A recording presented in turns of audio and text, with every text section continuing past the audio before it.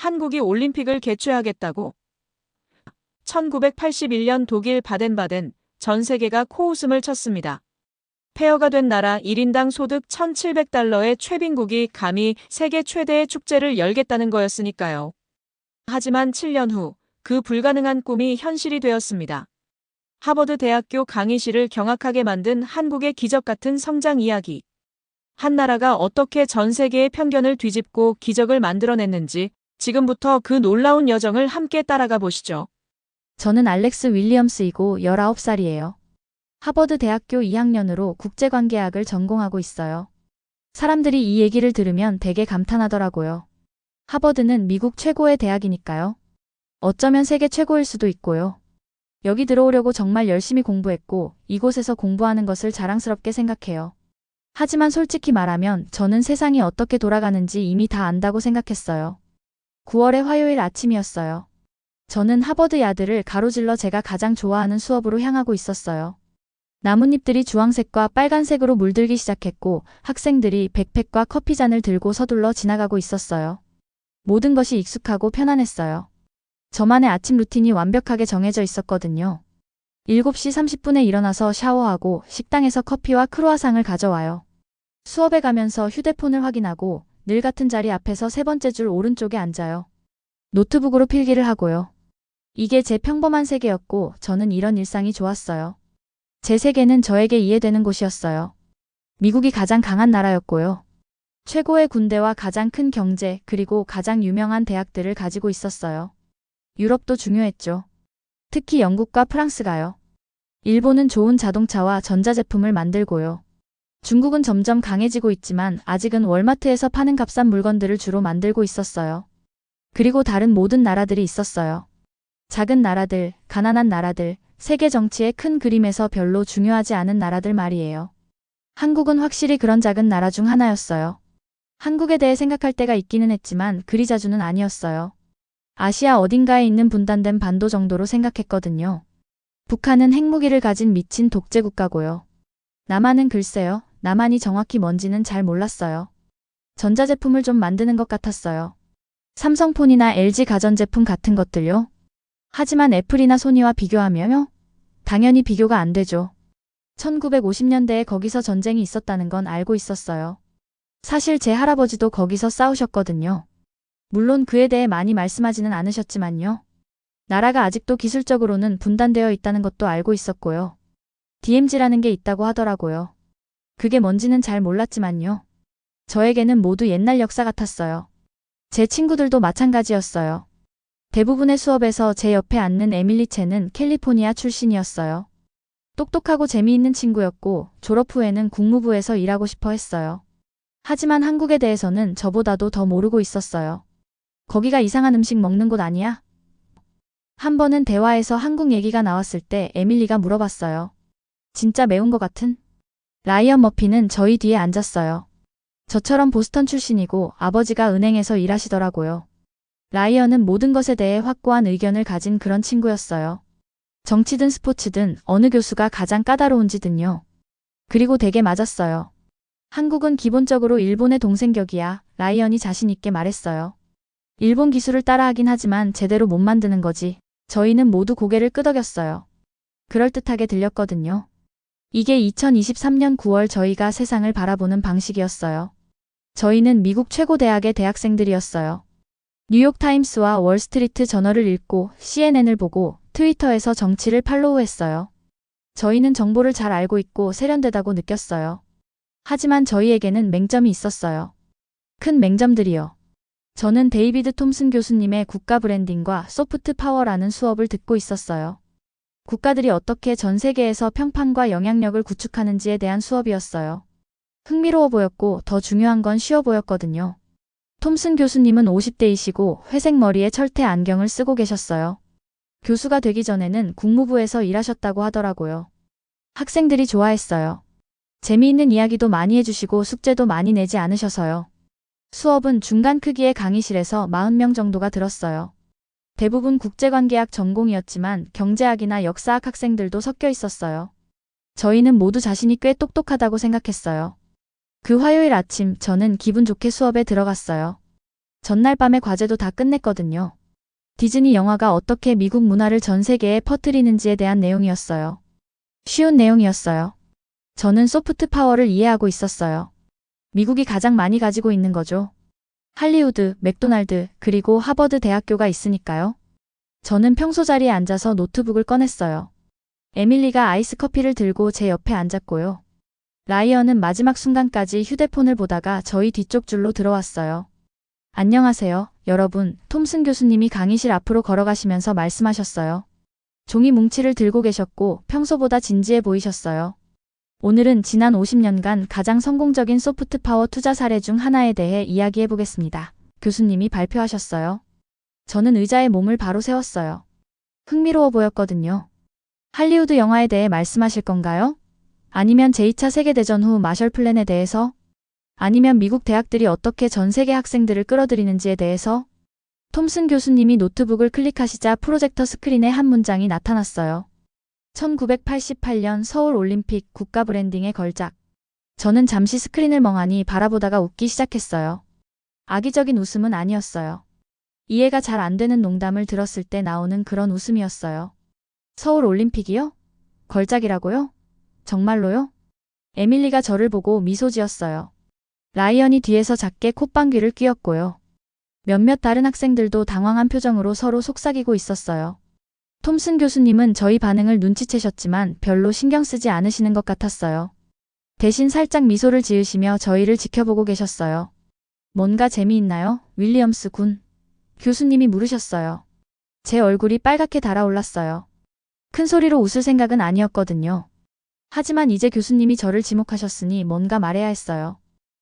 교수님, 제가 정중하게 말하려고 노력하면서 말했어요. 그러니까 1988년에 한국은 아직 꽤 기본적인 수준 아니었나요? 어떻게 소프트 파워에 대해 그들이 가르칠 수 있었을까요? 강의실이 조용해졌어요. 모두가 저를 보다가 톰슨 교수님을 봤어요. 교수님은 제 질문을 예상하고 계셨다는 듯이 천천히 고개를 끄덕이셨어요. 바로 그걸 알아보려고 합니다. 교수님이 말씀하셨어요. 그리고 모든 걸 바꿔놓을 질문을 하셨어요. 여러분 중에 1980년 남한의 1인당 소득이 얼마였는지 말해줄 수 있는 사람 있나요? 아무도 손을 들지 않았어요. 강의실이 완전히 조용해졌어요. 저는 그 숫자가 뭐든 제 주장을 뒷받침해줄 거라고 확신하며 앉아 있었어요. 한국은 1980년에 작고 가난한 나라였을 거예요. 1988년에도 아마 여전히 작고 가난한 나라였을 거고요. 어떻게 올림픽 같은 중요한 행사를 개최할 수 있었을까요? 톰슨 교수님이 칠판으로 걸어가서 3개의 숫자를 쓰셨어요. 미국 12,000달러, 일본 9,000달러, 남한 1,700달러. 저는 그 숫자들을 멍하니 바라봤어요. 1,700달러요? 거의 아무것도 아닌 수준이잖아요. 제가 한 학기 교과서에 쓰는 돈보다도 적었어요. 하지만 톰슨 교수님은 계속 이어나가셨어요. 다음 슬라이드에서 제 가슴이 철렁 내려앉게 하는 걸 봤어요. 그것은 1950년대 서울의 사진이었어요. 하지만 전혀 도시처럼 보이지 않았어요. 세상의 끝처럼 보였어요. 건물들이 잔해 더미로 무너져 있었어요. 거리는 파편으로 가득했고요. 너덜너덜한 옷을 입은 사람들이 등에 짐을 지고 파괴된 곳을 걸어가고 있었어요. 여윈 얼굴을 한 아이들이 큰 눈으로 카메라를 바라보고 있었어요. 이것이 톰슨 교수님이 조용히 말씀하셨어요. 1953년 한국전쟁이 끝난 후 서울의 모습입니다. 이제 강의실이 완전히 조용해졌어요. 아무도 속삭이거나 휴대폰을 보지 않고 있었어요. 1960년 이 나라의 1인당 소득은 79달러였습니다. 교수님이 계속하셨어요. 1년에 1인당 79달러였어요. 그것은 가나나 필리핀보다도 적은 액수였습니다. 제 가슴에서 뭔가 이상한 일이 일어나고 있다고 느꼈어요. 열고 싶지 않은 문이 열리고 있는 것 같았어요. 그리고 이 나라가 톰슨 교수님이 말씀하셨어요. 1988년 올림픽 유치에 도전하기로 결정했습니다. 교수님이 잠시 멈추시고 강의실을 둘러보셨어요. 도전만 한 게 아니라 그 도전에서 승리했습니다. 제 편안하고 평범한 세계가 갑자기 덜 견고하게 느껴졌어요. 제가 세계 정치를 이해하기 위해 사용했던 범주들 강한 나라와 약한 나라, 중요한 국가와 중요하지 않은 국가들이 가장자리에서 흐려지기 시작했어요. 저는 에밀리를 봤어요. 에밀리는 입을 살짝 벌리고 스크린을 바라보고 있었어요. 제 뒤에서는 라이언이 휴대폰 만지작거리는 걸 멈췄어요. 대학에 입학한 이후 처음으로 제가 생각했던 만큼 세상을 잘 이해하지 못할 수도 있다는 걸 깨달았어요. 그리고 그 깨달음이 제가 인정하고 싶었던 것보다 더 무서웠어요. 스크린 위에 흑백 사진들이 제 속을 무겁게 만들었어요. 자네 속의 아이들을 계속 바라보면서 톰슨 교수님이 저희에게 보여주시는 게 뭔지 이해하려고 애썼어요. 이게 1950년대 한국이었다고요? 전쟁 영화 같아 보였는데 다른 점은 이게 실제였다는 거였어요. 톰슨 교수님이 다음 슬라이드를 클릭하셨어요. 더 많은 파괴된 건물들이 나타났어요. 더 많은 굶주린 얼굴들이요.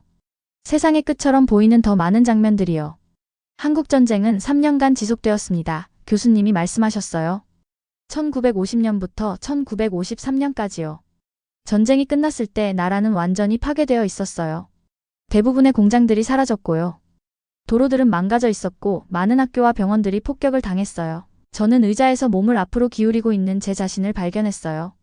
제 주변의 다른 학생들도 같은 행동을 하고 있었고요. 강의실 분위기가 이제 달라졌어요. 더 조용해지고 더 진지해졌어요. 1960년에 남한의 경제는 대부분의 아프리카 국가들보다 작았습니다. 톰슨 교수님이 계속하셨어요. 사람들은 일자리를 찾아 한국을 떠나고 있었어요. 정부에는 거의 돈이 없었고요. 외국 기업들은 너무 위험하다고 생각해서 한국에 투자하지 않았어요. 에밀리가 제 옆에서 속삭였어요. 이들이 어떻게 살아남았을까? 그게 정확히 제가 생각하고 있던 것이었어요. 완전히 파괴된 상태에서 나라가 어떻게 다시 일어설 수 있을까요? 아무것도 없을 때 어떻게 재건할 수 있을까요? 하지만 톰슨 교수님은 이야기를 끝내지 않으셨어요. 그러고 나서 놀라운 일이 일어났습니다. 교수님이 말씀하셨어요. 1981년에 남한이 1988년 하계올림픽 유치에 도전하기로 결정한 거예요. 강의실이 너무 조용해서 에어컨이 돌아가는 소리가 들릴 정도였어요. 제 눈썹이 올라가는 걸 느꼈어요. 잠깐 뭐라고요? 그렇게 가난하고 파괴된 나라가 올림픽을 개최하고 싶어 했다고요? 그건 마치 노숙자가 100명을 위한 만찬을 주최하겠다고 제안하는 것과 같았어요. 톰슨 교수님은 저희 얼굴에 당황스러운 표정을 보셨나 봐요. 미소를 지으셨거든요. 여러분이 뭘 생각하는지 알겠어요. 교수님이 말씀하셨어요. 불가능하게 들리죠? 돈도 거의 없는 나라가 일본과 경쟁해서 올림픽 개최권을 따내겠다는 거니까요. 교수님이 새로운 슬라이드를 클릭하셨어요. 두 개의 도시 이름이 나타났어요. 남한의 서울, 일본의 나고야. 이 두 곳이 1988년 올림픽의 최종 후보지였습니다. 교수님이 설명하셨어요. 일본은 이미 1964년 도쿄에서 올림픽을 개최한 적이 있었어요. 엄청나게 성공적이었죠. 일본에는 완벽한 도로, 아름다운 호텔, 현대적인 경기장들이 있었어요. 대규모 국제 행사를 어떻게 운영하는지 정확히 알고 있었고요. 그건 저도 납득할 만한 내용이었어요. 일본은 부유하고 체계적인 나라였으니까요. 당연히 올림픽 개최를 잘할 수 있을 거였어요. 반면 남한은 톰슨 교수님이 극적으로 말을 멈추셨어요. 글쎄요, 1981년 서울이 어떤 모습이었는지 보여드릴게요. 다음 사진이 저로 하여금 큰 소리로 헉하고 숨을 들이마시게 했어요. 1981년의 서울은 1950년대 서울만큼이나 안 좋아 보였어요. 몇 개의 새 건물들이 있기는 했지만 도시의 대부분은 회색빛이고 가난해 보였어요. 도로들은 좁고 붐볐어요. 검은 연기를 내뿜는 낡은 버스들이 보였어요. 많은 사람들이 자전거를 타거나 걸어 다니고 있었고요. 서울에는 지하철 시스템이 없었습니다. 톰슨 교수님이 말씀하셨어요. 올림픽 관중들을 감당할 수 있는 국제공항도 없었고요. 국제 기준에 맞는 호텔도 없었어요. 대부분의 체육시설들은 오래되고 작았어요. 라이언이 제 뒤에서 말했어요. 그럼 어떻게 일본을 이길 수 있다고 생각했던 거죠? 톰슨 교수님의 미소가 더 커졌어요. 바로 그게 100만 달러짜리 질문이죠. 그렇지 않나요? 교수님이 비디오를 클릭하셨어요. 스크린에는 검은 정장을 입은 남자들로 가득 찬 큰 회의실이 나타났어요. 회의실 앞쪽에서는 한국과 일본 대표들이 올림픽 관련자들로 보이는 사람들에게 프레젠테이션을 하고 있었어요. 이것은 1981년 독일 바덴바덴에서 열린 국제올림픽위원회 회의입니다. 톰슨 교수님이 설명하셨어요. 여기서 서울과 나고야 중에서 선택하게 되는 거였어요. 비디오는 먼저 일본의 프레젠테이션을 보여줬어요. 세련되고 전문적이었어요. 아름다운 경기장들과 고급 호텔들을 보여주는 완벽한 슬라이드들이 있었어요. 모든 것이 깨끗하고 체계적이고 비싸 보였어요. 그 다음에 한국의 프레젠테이션이 나왔어요. 한국 관계자들은 긴장해 보였어요. 그들의 영어는 완벽하지 않았고요. 슬라이드들도 더 단순했어요. 하지만 그들의 프레젠테이션에는 뭔가 다른 느낌이 있었어요.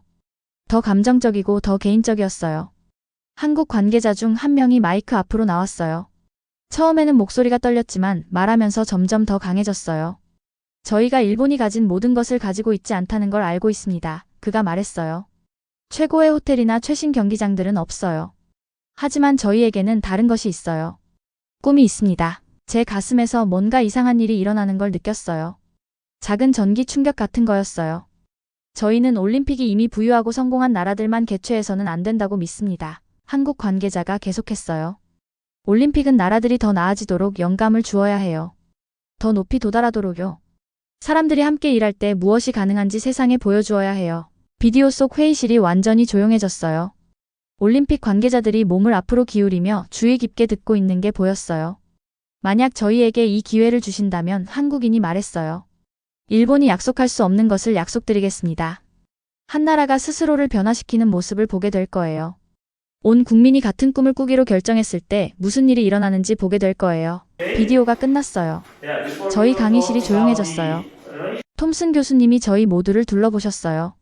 투표는 접전도 아니었어요. 교수님이 말씀하셨어요. 서울이 52표 대 27표로 이겼습니다. 제 입이 벌어졌어요. 52대 27이라고요? 그건 간발의 차이가 아니었어요. 압승이었어요. 하지만 교수님, 앞줄에 앉은 한 여학생이 말했어요. 한국이 어떻게 그 약속을 지킬 수 있었을까요? 거의 아무것도 없는 상태에서 시작해서 7년 만에 올림픽 인프라 전체를 어떻게 구축할 수 있었을까요? 톰슨 교수님의 눈이 마치 바로 그 질문을 기다리고 계셨다는 듯이 빛났어요. 바로 그거예요. 교수님이 말씀하셨어요. 진짜 이야기가 시작되는 곳이요. 교수님이 새로운 슬라이드를 클릭하셨어요. 1981년부터 1988년까지의 타임라인이 나타났는데 수십 개의 건설 프로젝트들이 나열되어 있었어요. 나만이 다음에 한 일은 교수님이 말씀하셨어요. 아마도 현대 역사상 가장 야심찬 국가개발 프로젝트였을 거예요. 저는 타임라인을 멍하니 바라봤어요. 건설해야 할 지하철 노선들이 있었어요. 건설해야 할 고속도로들, 설계해야 할 호텔들, 만들어야 할 경기장들, 확장해야 할 공항들이요. 그리고 다른 언어를 하는 국제 방문객들을 맞이하는 방법도 배워야 했어요. 이 모든 걸 7년 만에 해야 했던 거예요. 불가능해 보였어요. 완전히요. 하지만 톰슨 교수님의 확신의 참표정을 보면서 교수님이 그들이 실제로 해냈다는 걸 보여주려고 하신다는 걸 깨달았어요. 대학 생활을 하면서 처음으로 제가 세상을 보는 방식을 바꿀 무언가를 배우게 될 것 같다는 느낌이 들었어요. 작은 나라들이 무엇을 성취할 수 있는지에 대해 제가 알고 있다고 생각했던 모든 것에 도전할 무언가를요. 세계 정치에 대한 제 편안한 가정들이 균열이 가기 시작했어요. 그리고 제 자신도 모르게 그것들이 완전히 부서졌을 때 무슨 일이 일어날지 보고 싶어서 흥분되기 시작했어요. 모험의 부름이 있었어요. 한국이 저에게 세상을 다르게 보라고 도전하고 있었어요. 그리고 저는 그 도전을 받아들일 준비가 되어가고 있다고 생각하기 시작했어요. 저는 톰슨 교수님이 저희에게 말씀하시는 걸 받아들일 수 없었어요.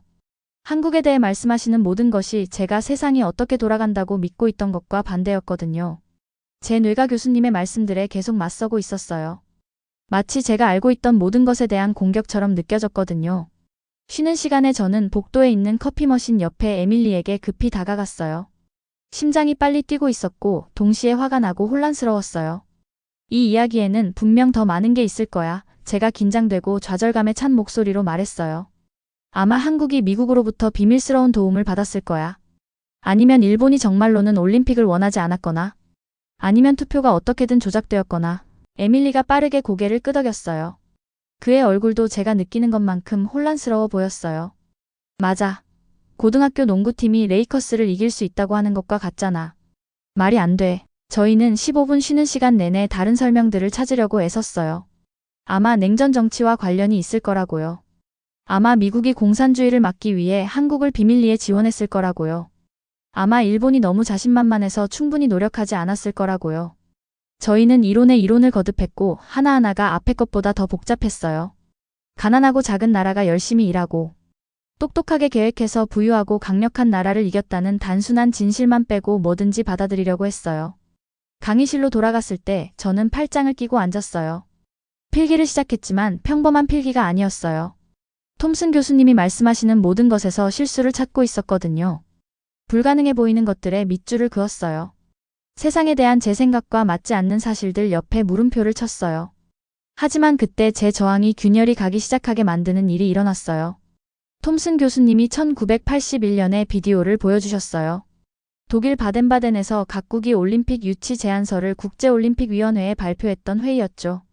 비디오 화질이 오래되고 흐릿했지만 한국과 일본 대표들이 마이크가 있는 테이블에 앉아 있는 게 보였어요.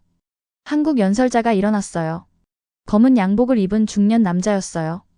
한국이 완벽하다고 가정하는 대신 그가 한 일이 저를 충격에 빠뜨렸어요. 처음부터 한국의 문제들을 인정한 거였어요. 서울에는 모든 방문객들을 위한 충분한 호텔이 없습니다. 잡음이 섞인 오디오를 통해 그가 말했어요. 저희 교통 시스템은 개선이 필요해요. 저희 체육시설 중 일부는 아직 완성되지 않았습니다. 저는 노트에 바보 같은 전략이라고 썼어요. 이기려고 할 때 왜 약점을 인정해요? 하지만 한국 대표가 계속했어요. 저희는 완벽함을 약속드리는 게 아닙니다. 더 나은 무언가를 약속드려요. 변화를 약속드립니다. 저희 도시만의 변화가 아니라 올림픽이 개발도상국과 세계에 무엇을 의미할 수 있는지의 변화를요. 저희가 이 오래된 비디오를 보는 동안 강의실이 조용했어요. 에밀리도 속삭이는 걸 멈췄어요. 그러고 나서 톰슨 교수님이 투표 결과를 보여주셨어요. 숫자들이 크고 명확한 글자로 스크린에 나타났어요. 서울 52표, 나고야 27표. 접전도 아니었어요. 저는 그 숫자들을 바라보며 가슴속에서 뭔가 변하는 걸 느꼈어요. 이건 운 좋은 사고나 정치적 속임수가 아니었어요. 한국이 엄청난 차이로 이긴 거였어요. 올림픽위원회 위원들의 절반 이상이 자신들이 준비되지 않았다고 인정한 나라에 투표했어요. 이전에 성공적으로 올림픽을 개최했던 일본에 투표하는 대신에요. 제 편안한 설명들이 무너지기 시작했어요. 큰 나라가 항상 작은 나라를 이긴다는 제 단순한 생각이 갑자기 유치하고 틀린 것 같았어요. 제가 무서운 무언가의 가장자리에 서 있다는 걸 깨달았어요. 평생 저는 돈과 권력이 항상 이긴다고 믿어왔어요. 부유한 나라들이 좋은 것들을 가져가고 가난한 나라들이 남은 것들을 가져간다고요. 하지만 여기에 때로는 열정과 정직함이 돈과 경험을 이길 수 있다는 증거가 있었어요. 예전에 알렉스라면 이걸 일회성 우연으로 치부할 방법을 찾았을 거예요. 하지만 거기 앉아서 제 세계관으로는 말이 안 되는 저 투표 숫자들을 바라보면서 저는 세상이 실제로 어떻게 돌아가는지에 대한 더 크고 복잡한 이해로 끌려가고 있음을 느꼈어요. 저는 그 선을 넘고 싶지 않았어요. 제 예전 믿음들은 편하고 단순했거든요. 하지만 증거가 바로 제 앞에 있었고 무시하기엔 불가능했어요. 한국이 불가능한 일을 해냈어요. 그리고 저는 그것이 무엇을 의미하는지 알아내야 했어요. 한국이 정말로 올림픽 유치에 성공했다는 걸 받아들이고 나니 어떻게 그들이 그걸 해낼 수 있었는지 이해해야 했어요. 톰슨 교수님이 다음에 보여주신 것은 제 마음을 완전히 빼앗아 버렸어요. 한국은 단순히 올림픽을 개최할 계획만 세운 게 아니었어요. 7년 안에 나라 전체를 재건할 계획을 세웠던 거예요. 프로젝트 목록이 믿을 수 없을 정도였어요. 지하철 2호선, 3호선, 4호선을 모두 동시에 건설할 예정이었어요. 올림픽대로와 강변북로라는 새로운 고속도로들을 건설하고요. 잠실종합운동장을 빈 땅에서부터 세울 거였어요. 롯데, 힐튼, 인터컨티넨탈 같은 새로운 호텔들을 처음부터 지을 예정이었고요. 하지만 저를 정말 충격에 빠뜨린 숫자들은 한국 사람들 자신에 대한 것이었어요. 한국인의 72%가 올림픽을 성공시키기 위해 추가 세금을 내겠다고 했습니다. 톰슨 교수님이 발표하셨어요. 87%가 개인적인 희생을 감수하겠다고 했고요. 저는 강의실을 둘러봤어요. 라이언이 믿을 수 없다는 듯 고개를 저었어요. 미국인들이 그런 걸 동의할 수 있다고 생각해? 라이언이 저에게 속삭였어요. 저는 할 수 없을 거라고 생각했어요. 보스턴이 2024년 올림픽 유치를 시도했을 때 사람들이 너무 불평을 많이 해서 그 도시가 포기했거든요. 하지만 여기는 10명 중 거의 9명이 공유된 꿈을 위해 희생할 준비가 되어 있는 나라였어요. 자원봉사 이야기는 더욱 놀라웠어요. 20만 명의 한국인이 올림픽 자원봉사자에 지원했어요. 선발된 건 2만 명뿐이었고요. 즉, 선발된 자원봉사자 1명당 9명의 다른 사람들이 거절당했다는 뜻이에요. 선발된 자원봉사자들은 6개월간 훈련을 받아야 했어요. 자원봉사자들만이 아니었어요. 택시기사들, 호텔 직원들, 공항 직원들이 영어 수업을 받아야 했어요. 동네 영어회와 동호회들이 전국 곳곳에서 모이기 시작했어요. 마치 나라 전체가 스스로를 변화시키기로 결정한 것 같았어요. 에밀리가 저희 스터디 그룹에 추가 연구 자료를 가져오기 시작했어요. 이것 좀 봐. 에밀리가 한국의 준비에 관한 기사들을 보여주면서 말했어요. 에밀리도 관심을 갖기 시작했는데 평소에는 경제학만 신경 쓰는 애였거든요. 모든 것을 농담으로 만드는 라이언조차 서울 올림픽을 사실 꽤 천재적이라고 부르기 시작했어요. 그에게서 나올 수 있는 높은 칭찬이었어요. 하지만 저를 가장 감동시킨 것은 다른 나라들에 대한 한국의 전략이었어요. 한국 외교관들이 전 세계를 여행했어요. 아프리카, 라틴 아메리카, 아시아로요. 그들은 한국이 아직 개발도상국이라는 사실을 숨기려 하지 않았어요. 대신 그것을 주요 논거로 사용했어요. 우리는 여러분 나라와 같습니다. 그들이 다른 개발도상국 대표들에게 말했어요. 우리가 성공적으로 올림픽을 개최할 수 있다면 여러분 나라들도 위대한 일들을 성취할 수 있다는 걸 증명하는 거예요. 이것은 국제정치에서 보통 취하는 방식이 아니었어요. 큰 나라들은 보통 자신들의 힘과 부를 과시하려고 해요. 한국은 그 반대를 하고 있었던 거예요. 우리는 완벽하지 않지만 확고한 의지가 있습니다. 작은 나라들도 큰 일을 할 수 있다는 걸 증명하도록 도와주세요. 하고 말하고 있었어요. 이 이야기를 이해하는 데 있어서 제 가장 큰 적은 어떤 나라나 정치 시스템이 아니었어요. 제 자신의 고집스러운 사고방식이었어요. 매일매일 국제관계에 대해 제가 믿고 있던 모든 것에 도전하는 새로운 증거들이 나타났어요. 모든 사실이 큰 나라가 항상 작은 나라를 이긴다는 제 단순한 생각을 점점 더 틀렸다고 보이게 만들었어요. 저는 항상 돈과 군사력만이 세상에서 중요하다고 생각해왔어요. 하지만 한국이 저에게 완전히 다른 무언가를 보여주고 있었어요. 때로는 열정과 계획, 그리고 국민들의 지지가 부와 무기보다 더 강력할 수 있다는 걸 증명하고 있었던 거예요. 세상은 제가 상상했던 것보다 훨씬 복잡하고 흥미로웠어요. 그리고 한국이 제가 배우고 싶든 싫든 그 교훈을 가르쳐주고 있었어요.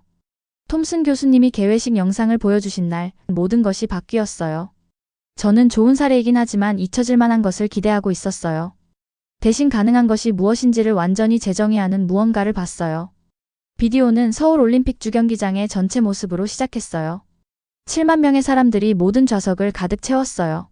카메라가 천천히 관중석을 훑어갔는데 전 세계에서 온 얼굴들을 볼 수 있었어요.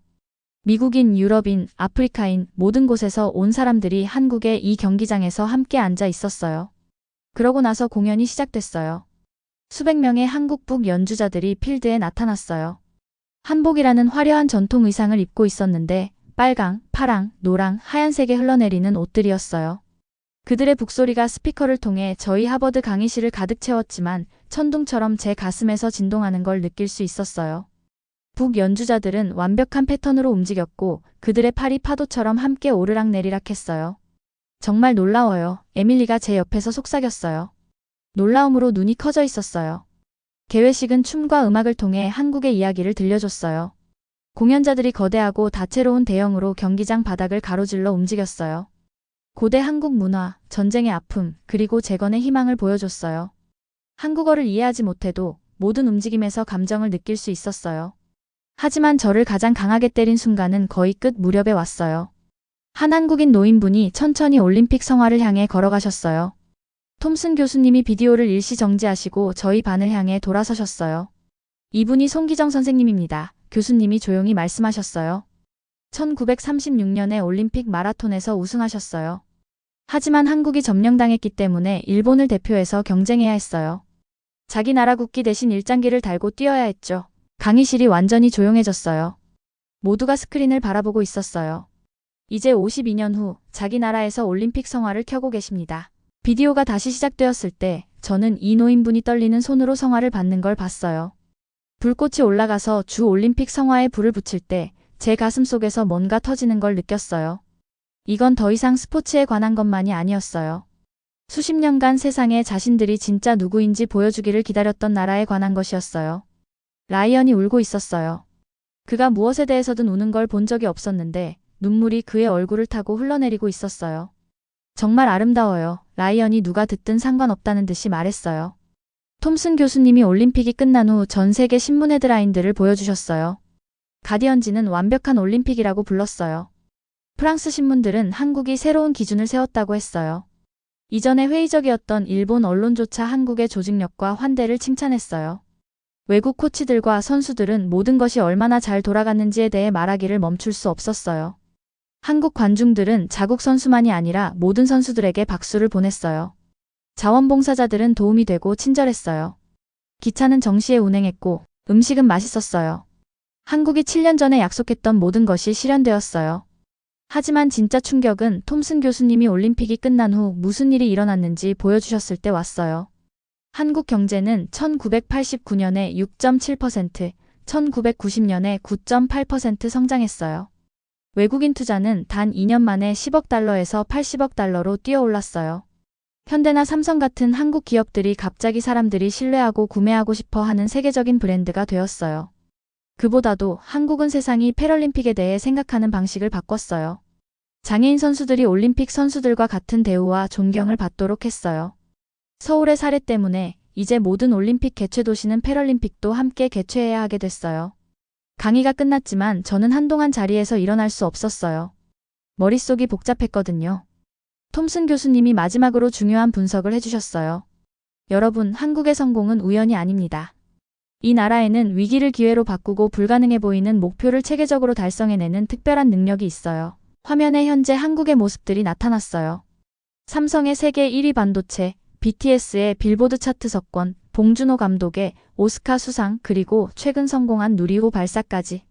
1988년 서울 올림픽이 끝이 아니라 진짜 시작이었다는 걸 보여주는 증거들이었어요. 37년 전 바덴바덴에서 시작된 여정이 지금도 계속되고 있습니다. 한국은 이제 도전하는 국가에서 성과를 내는 국가로 완전히 인식이 바뀌었어요. 그 순간 깨달았어요.